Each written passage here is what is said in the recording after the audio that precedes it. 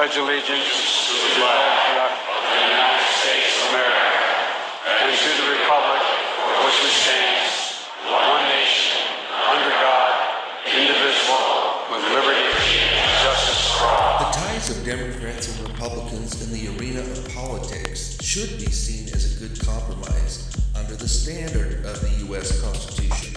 But what happens when the standard is exploited in criminal enterprise? Against the standard, where will the people go? In a recent retirement interview conducted by Fox 10 of Phoenix, Arizona, Sheriff Joe elaborated in live Final Day with Joe that there remains secrets and crimes surrounding the inauthentic or fabricated forgery Obama released as his long-form birth certificate. Well, I just want them to be sure, because it's a pretty serious charge, and I want them to be sure. Little sensitive information still floating around that I'm not going to talk about. But we proved beyond a shadow of a doubt that the media will not cover, again, probably the biggest cover-up in history, and the media is involved in it. These secrets and crimes, the sheriff indicates, involve the media. That tip became the focus of this report. Our investigation has turned over much more than the motive of Barack Obama's desperate attempt to subvert the qualifications of the office of President's natural-born citizen, i.e., born in the U.S. to citizen parents. And I also know things that other people don't know, and so they cannot be sure of the situation. Like what do you know that other people don't know? And that required Republicans compromising at the highest levels.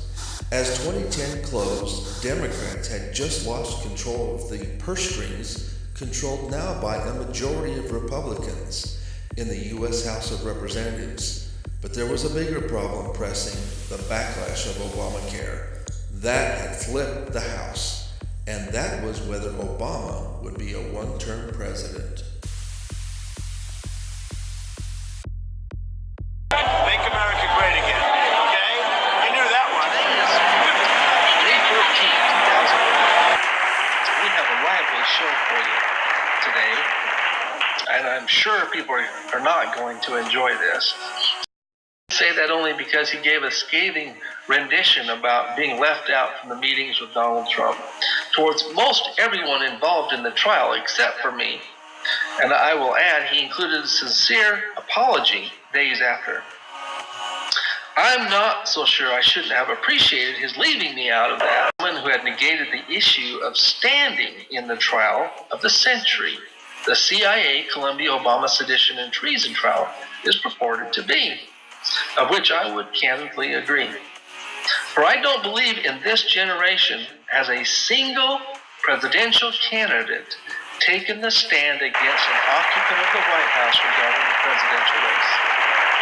Speaking of Mr. Donald Trump, his office confirms through Michael D. Cohen, Executive Vice President and Special Counsel to Mr. Donald Trump, the receipt of my 5-page letter dated April 28, 2011, regarding Donald Trump's fight for resignation or Congress incompetent hearing for Barack Hussein Obama with injured 2008 presidential candidate who ran solely on the basis of challenging the natural-born citizen qualifications of both Senator John McCain and Senator Barack Obama, which I will elaborate upon at a later time. I find now is the time to elaborate upon this, as Mr. Trump has been given every opportunity that I could afford him.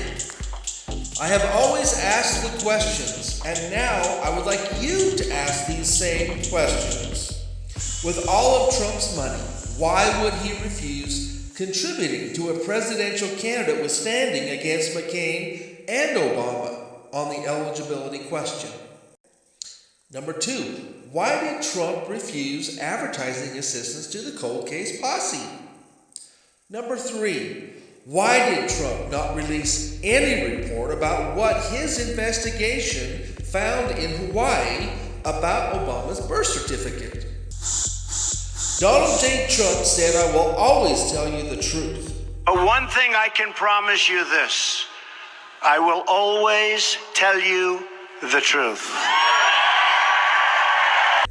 Number 4, why would he offer $5 million to a charity of Obama's choice and later $50 million and yet not file a single objection against Cruz, Rubio, or Jindal, who he had legal standing with in the Republican primary, on the qualification?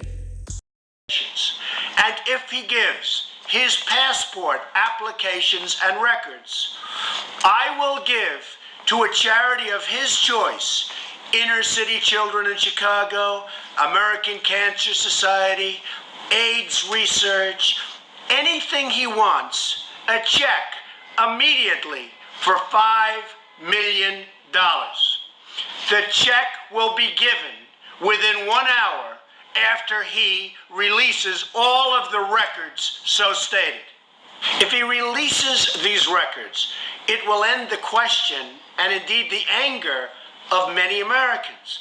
They'll know something about their president. Their president will become transparent like other presidents. One caveat, the records must be given by October 31st at 5 o'clock in the afternoon. I offered him a tremendous amount of money just to show his record. I didn't want to see his marks. I just wanted to see place of birth. Now then, what wasn't reported by the press is sometime just prior to the expiration date of that offer, I raised the offer to $50 million. $50 million for charity. Pick your charity, $50 million. Let me see your records. The last question I have is not why Mr. Trump is a pig, but why Mr. Donald Trump allowed or was willing to be called a pig by Barack Obama and the media. It is very important to remember the frightening 2012 election prospect for Obama when he heard Dr. Jerome Corsi was writing a book called Where's the Birth Certificate? Two as they may have been. Run that clip from ABC's The View, please. Why did he have to defend himself against an accusation? Because if you're going to be the president, because if you're going to be the president of the United States, it says very profoundly that you have to be born in this country. But did any other president do that? Did George Bush tell me he's the president? Why would he want the thing over him if it's Probably he was. No one has ever asked George Bush or said to George Bush, is Hawaii not part of the United States? George Bush. And I'm not saying I was a fan of George Bush. No. You know that better than anybody. But George Bush was born in this country. That's right. Isn't Hawaii still part of the United States? Am I blind? Do you question whether he was or not because he hasn't come forward with it? I grew up in New York. Wall Street was a big part. I have seen fraud, and I have seen scandal, and I have seen things that a lot of people don't see. I've seen people take a $100 bill and make it $1 million bill. We're going to have to pause. Get to the point. Okay, the point is, I can't rely on some newspaper that they show In order to become president of the United States, in order to I get want a him to driver's show his license, birth certificate. I want him to show his birth certificate. There's something on that birth certificate that he doesn't like. Oh my God. The calculation was to release a fabrication to moot or neutralize the book's release, May 17, 2011. No politician who feared being called racist like the plague could be summoned to be the provocateur for Obama to release his birth certificate. Trump, therefore, was sought after as a businessman who had contributed mostly to Democrats in New York, with the caveat of a bribe. He would receive for the unpopular attention the preferred bid for the old post office. The General Services Administration, or GSA, has as its director someone nominated by the president. Its annual budget is $26.3 billion, and it employs 12,000 federal workers. In April 2012, the nominated by Obama director resigned after a short 2-year tenure due to an over-budgeted party 1 year after GSA opened bidding on the old post office, March 2011, And the same month, Donald Trump got on The View exclaiming, "I think he, Obama, should show his birth certificate."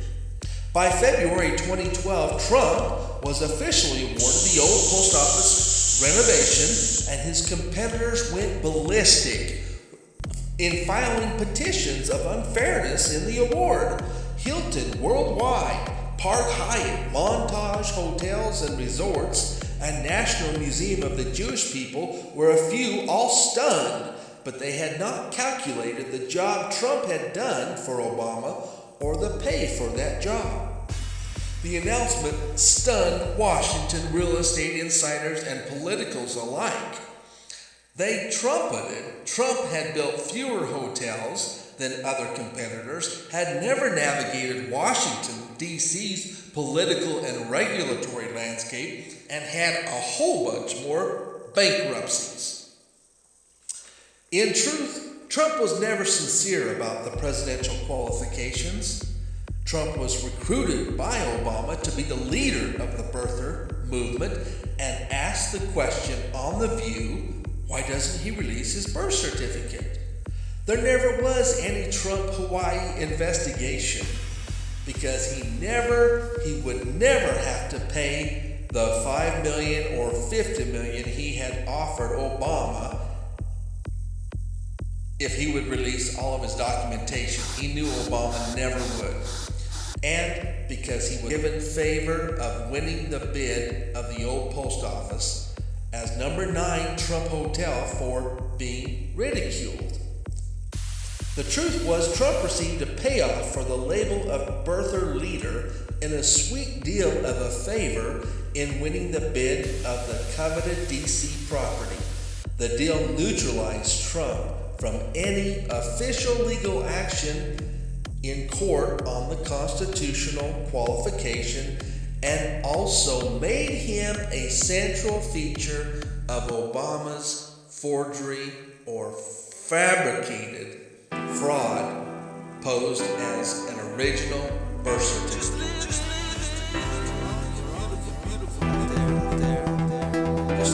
live.